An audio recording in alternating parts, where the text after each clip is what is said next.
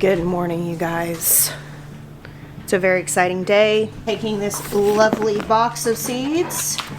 You excited, Bear? Can you feel that I'm excited? I bet you can. And I'm taking you guys to my new greenhouse, and we're gonna start some seeds this spring in my new greenhouse. I'm so excited, I can hardly stand it. I don't have words yet. I'll compose myself down the driveway. Y'all, look at these bare roots greening up in this water. They're starting to sprout. It's looking really good. I mean, these things just like sticks when they came in, and they start to sprout as soon as you put them in water. How cool is that? So we're actually still filming while they're still today. But this episode that we're filming is very Maya-centric. So it's very largely him and the guys. What you get is Luke's gonna try to outpace you to kind of do one of these where they kind of whip around you while you're driving. And then after that, once we get that, then we'll just do one where he's kind of pointing it at the corner, either on your side or Wes's. This could end badly. It'll be fine. I don't know. I got you, bro. What do you think, Jeremy? You sad you're missing out on this four-wheeler ride? No, I'm not sad. I'm over here where it's safe. Y'all, we have so much fun filming while they're still. And today, I feel excited. Okay, I want to give you a little insight. Some of you get this, okay? I'm a pretty introverted person that lives a very busy life. Specifically... Oh, that was awesome. We got him one. Yeah, he did. Let's go. What was that? That bird's been flying around just watching. Oh, it's that hawk? A hawk just swooped down and got a fish or something out of the pond. That's crazy. Anyway, so introverted person, very busy. My kid's playing sports. I'm not used to that pace, so it's hard for me. So today I had my whole day cleared for filming while we're still. We filmed yesterday, we filmed today, and this morning the guys told me, they're like, we're largely focusing on Maya today, so if you'll just hang around, we'll get some clips of you, but you're off the hook. And I'm like, you mean to tell me that my entire day is completely free? I'm starting seeds. Oh, this is some sort of, I can't tell what kind of bird this is. Its span looks a little too wide to be the hawk.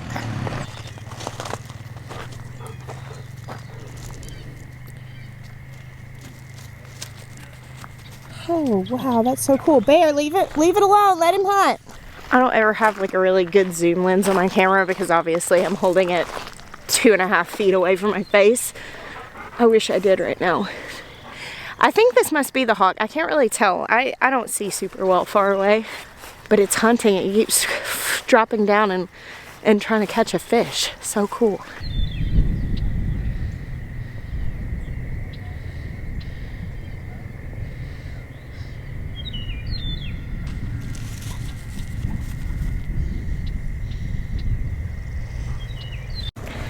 That is extraordinarily cool to watch.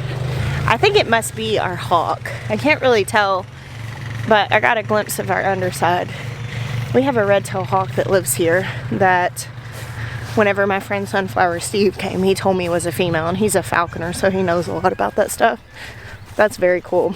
My favorite part about living on a farm is just being in the middle of nature and seeing cool stuff like that you would just otherwise never see. All right, hey Will.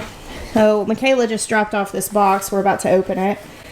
We got our seed potatoes in, and have been working on separating plants. So some still need separating, but it's going very well, as you can see. We need Ezra here to figure out how to maximize our. Oh yeah. Will says that Ezra is going to be some sort of engineer because anytime you're working on anything, he comes in and starts trying to organize it and maximize the flow and efficiency of it. He was opening up like the Stark Brothers order the other day, kind of just opening the packages and sorting it out. And Ezra came and was trying to sort it out. President and engineer. Filthy rich. Filthy and rich. then he's going to do pro-level gymnastics on the side as a hobby. He's not interested in competing. That's what he says. So, all right. So my friend Jack sent me these roses, and I'm so excited to get them. So they're bare roots, and we'll stick them in some water just like those things up in the front. They're so pretty. He sent me some information about them. I'll have this type. You do? Yeah. I think he said these were supposed to grow well here. I think mine might have been called candy Sentimental. cane. Oh, I do have rock and roll. That's what it is. Thank you, Jack. Jack is a very precious viewer who sends me such encouraging messages and told me when we were moving that he was going to send me a couple roses this spring to go into the new place. So those are actually my first roses here. I know I like point out all the first, but I'm sentimental. So these things, they do touch me. And I actually have a couple more roses on order that are coming here. I did take clippings from my roses in Arkansas, but they didn't end up doing very well. I think it was the wrong time of year for it.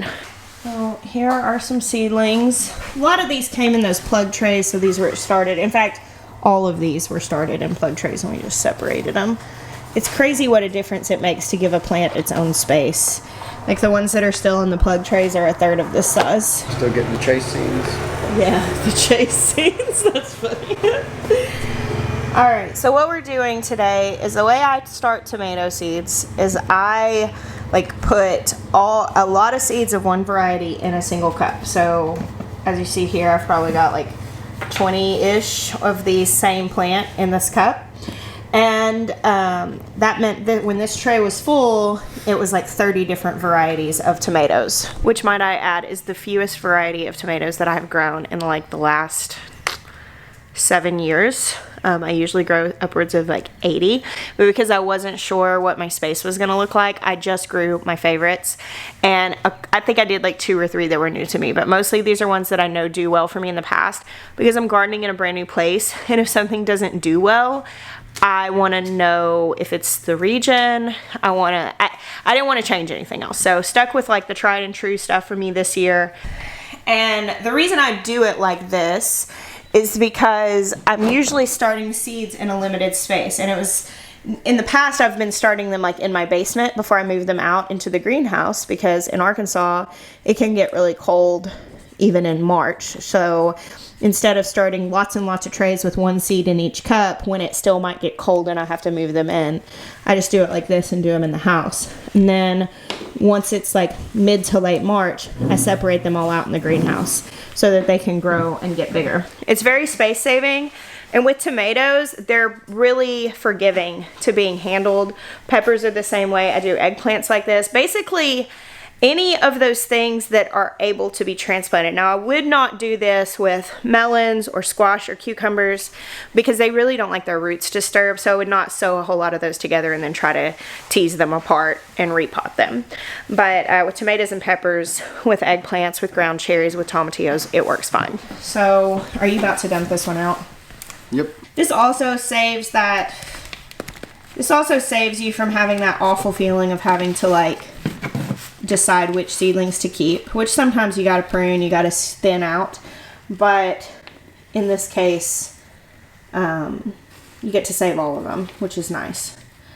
So as you can see, Will's just gently taking these apart, keeping the roots as intact as possible. If they lose some of their roots, that's fine. Even a tomato seedling that has very little roots will actually just grow new ones, but it's best, we want them to grow as quickly as possible, so the least damage we do to that root system, the better. I just think this is easier because then you're just watering one tray whenever they're, they're managing one tray until you get to this point. If it works, it works. Yeah, right. It's easier and it works. So. Alright, so we get all these cups ready. The soil is pre-moistened at this point. We want to deal with wet soil so we don't have to water them after the fact. And we just poke a hole down the middle and put that seedling down in there, letting its roots go down, and plant it, a little deep. You don't have to plant the roots right at the soil line because tomatoes will just grow roots along their stem. Well, just like that. And we'll do that for all of these. And label it. And label it, that's right. So we were just discussing this variety that Will is up potting right now. It's called Indigo Kumquat, and it's an F1. Goodness, I'm having a hard time here. Okay, and it's one of the few new ones that I'm doing this year, and it's also one of the few hybrids I'm doing. Mostly, I don't do hybrids. Mostly, I do heirloom varieties. But occasionally one will just kind of pique my interest. Yeah. And that one was really pretty. It was really pretty, and it was just supposed to do well, I think, in the heat, if I recall correctly. So. Is it actually purple? Yeah, it's got Indigo? like purpling on it. It's sort of a cherry, but it's sort of a, kumquat shaped cherry, as you can imagine.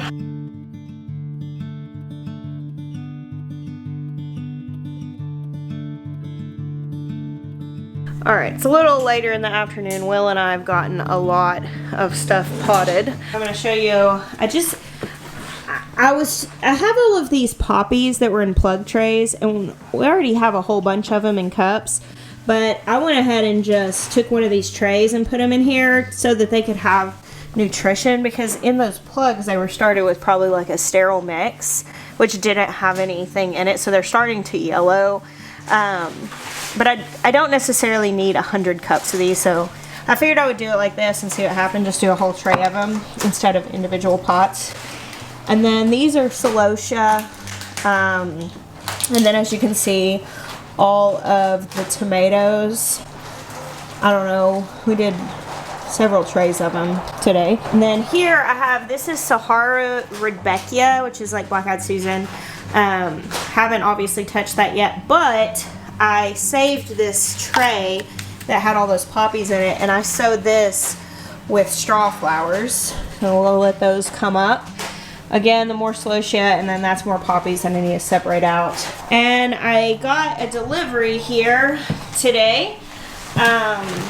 These I ordered on Etsy, which Etsy is actually a pretty cool place to buy plants, but just make sure you're reading the reviews of the seller to make sure that there are like different certifications for shipping live plants to make sure that you're not spreading disease and all that stuff. So if a person has really good reviews, I usually feel pretty solid about buying from them. I've not had a bad experience yet going by that, but I've never bought from someone that was obscure. I always read for reviews. And I found a seller that had these banana plants, this Grand Nain banana plant. And then I also got some alocasias. Now, I visited my friend Matthew in Ohio last year, and we went to this arboretum place, and I saw these alocasias there that I was completely wooed by, and they had this purple variegation on them. And so I took a picture of them and spent a while looking online till I found that they were called Mojito, and I looked them up, and I waited to order them until spring because I wanted to make sure I could pot them up because I really want to grow them outside. So check that out. So these just came in. I'm about to put them in pots. This is another alocasia that I found on my search. It's called Dark Star, and it was just a really pretty plant that I threw in with these so that I could get the free shipping. So we've definitely made use of the greenhouse in just one day. Will was joking, it took you one day to fill it up. There are several trays of plants, and already we're having to shuffle things around to have the space that we need. So one day we're gonna build shelves. There'll be multiple layers. We'll make the best use of the space. This vlog has captured multiple trips out to the greenhouse today. We're wrapping up on filming. It's been really nice, really good time. It's fun how when you have like the same crew of people working on something over time, it just becomes easier and very fluid and natural. So I'm about to pack up some plants to send with Lucas, which is one of the guys from the crew.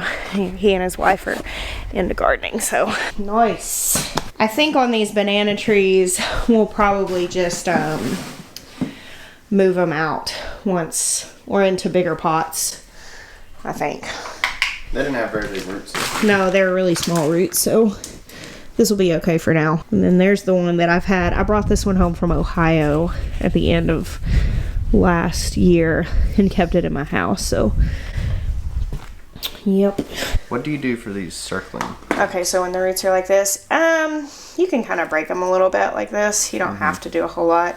It's just a little bit root bound. So anytime you have a container, just kind of get them started so that they can take off when you put them in a new pot. So what was y'all's take on being on Wilder Still? Was it like being on the vlog or more nerve-wracking? Way more nerve-wracking. What about you? Yeah, it was more nerve-wracking. It is when you have a whole crew and like lighting and they're asking you stuff. You don't know which camera to look at. You're not really supposed to interact with them. Like, Yeah. I can just interact with you. It's normal. It's weird. I'm sitting there trying to, like, see their reactions to what I'm saying, and they're just not looking at me or... It is weird.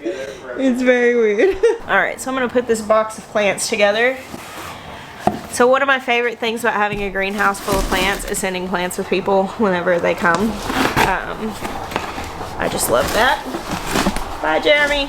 And I had an extra Baker Creek seed catalog that I'm going to send home with Luke. And then I've got a little rosemary plant. I've got a couple of these Sahara Rudbeckias, which are Black-Eyed Susan, and this is a mix that's in like really pretty colors.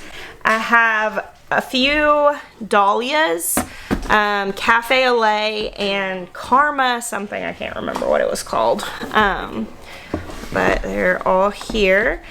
And then I have 2 different kinds of poppies. I'm so excited to plant these in my garden this year, and I'm going to be sharing them with lots of people. Hummingbird and champagne bubbles. So those are cut flowers, so they're grown just to grow something lovely. Of course, the pollinators love them. Chocolate cosmos, super pumped about that. Then I've got 5 different tomatoes here. Blue cream berry, and these are really tiny. Obviously, like, these are going to have to be grown out a while before they're put in the ground, but that's okay. Black strawberry, Abe Lincoln, Dr. Witchy's, gotta throw that in there, and Napa Chardonnay. Nice little box, little care package box. So I would say by the looks of it, we are going to be getting our use out of this greenhouse space. We've already got like so many plants in here. It feels pretty good working out here though. It feels great. It's nice. Do you want us to snap off like these...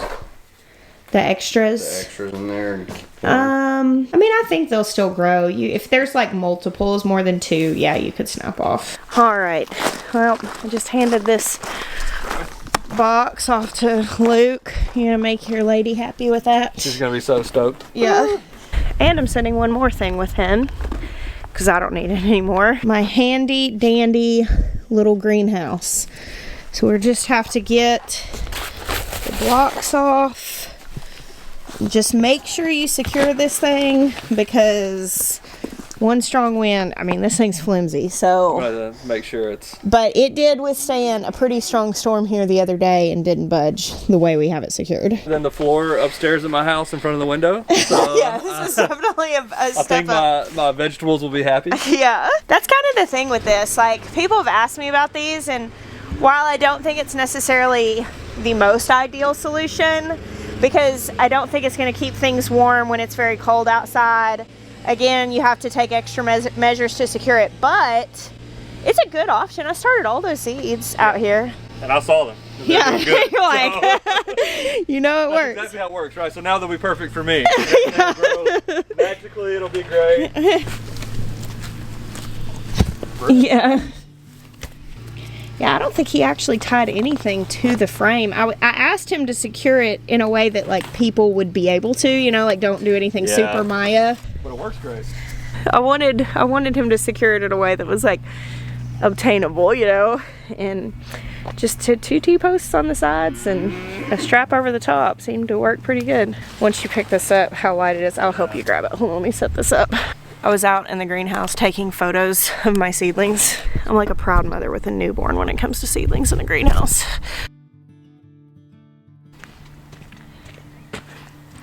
Why do I get so excited about spreading the gardening love?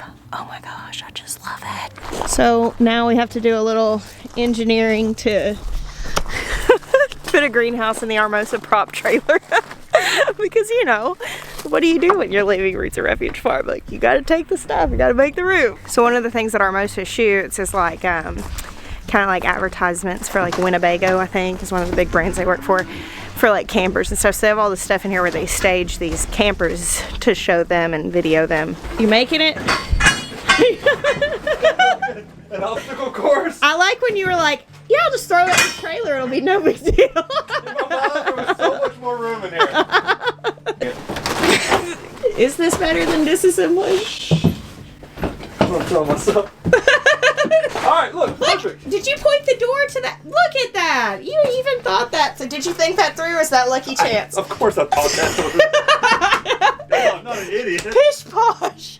No big deal. The greenhouse is secure now to go start seeds in Alabama. Now we just got to put all the props back in.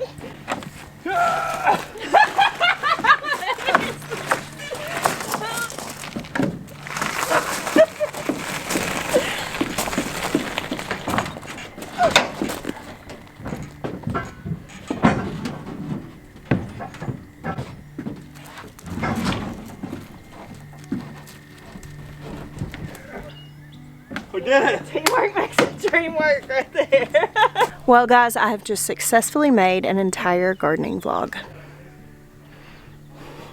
Feeling pretty good about it. This vlog has gone from morning to evening. The film crew's gone now and we're still homesteaders, so Maya and I are gonna go out and do the evening chores with the cows and then probably crash pretty good. Hey sweet Maya, you ready?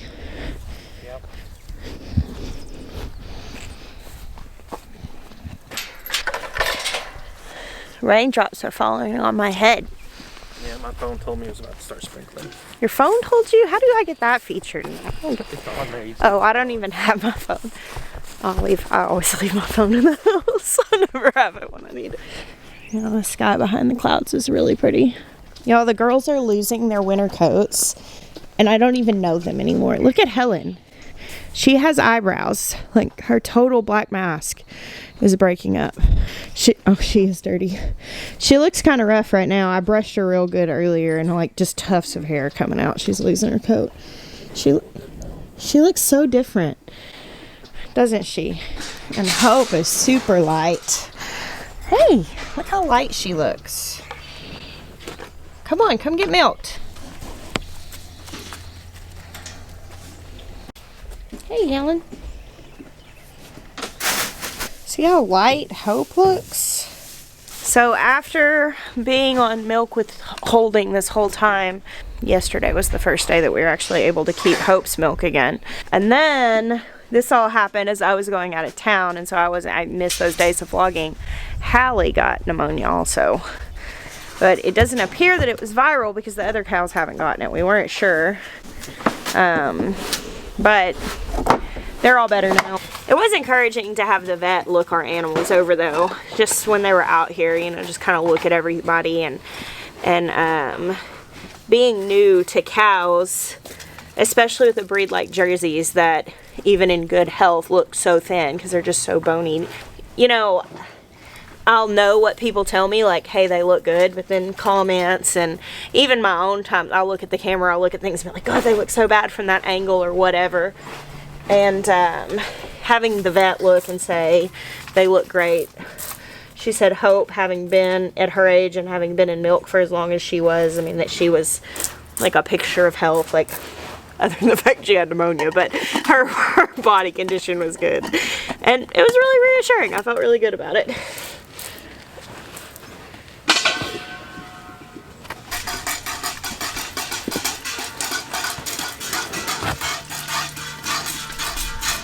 Maya.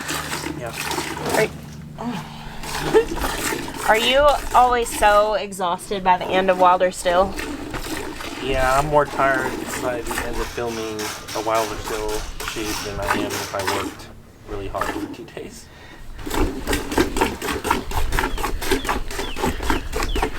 So I'm still just hand milking the front two. Heffy's eating the back. It's not worth getting the machine out in the evening to just milk Hope's front. Hallie is big enough now that she's got Helen fully drained in the evening, so we do not have to milk Helen in the evening. And hopefully, I feel like Hope getting sick was a little bit of a setback with Heffy, but we'll get back into the groove of it, and hopefully soon she'll be, I feel like she's pretty well grafted, but we haven't been like turning her out in the pasture yet, so just want to make sure she's getting fed.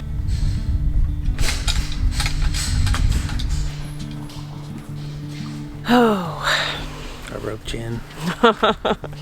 You ready to go crash? Yeah. This floor is looking pretty good. Huh? This floor is looking pretty good. Oh, yeah. Filming is exhausting. Just doing like whole days of being on. This was probably The first day of filming Wilder Still, it has been more on you than me. Now you understand whenever I'm like, I'm dead, Jeremiah, I'm done. Sorry. That's not what I'm looking for. You did good today. Good job. I never rate myself, so. Today I was like, a whole day. I planned the whole day for filming because normally I'm completely unavailable. I was like, yes! I just gardened all day. Next episode. It was glorious. It was a good day. It was a good It day. was just a long day. Ready for some, go get in Olaf and Some R&R. Get it? Glad we got milking done early. yeah. We've been moving up our milking time to be able to get done earlier in the day. So that we can then milk earlier in the morning because right now our routine is kind of held up in the morning by the fact that we have to get our kids down to the school, which is fine, but in the summer that won't be the issue. Just so in a few, I don't know, I guess really just another like 6 or 7 weeks, we'll be back to like a really early schedule for the summer because you want to get out before it gets too hot. Look at that dog. Gabe loves his culvert. Gabe got a lot of attention today. He's pooped. Look, he's not even gonna get up. He's like, you can pet me if you want, but how much milk do you think we got? Is that probably a little over a gallon? Yeah, that's about what she's been doing with the heat, recovering from pneumonia. Yeah. Like I'd say that's on par. Now, before she went into heat, I was probably getting like 2.5.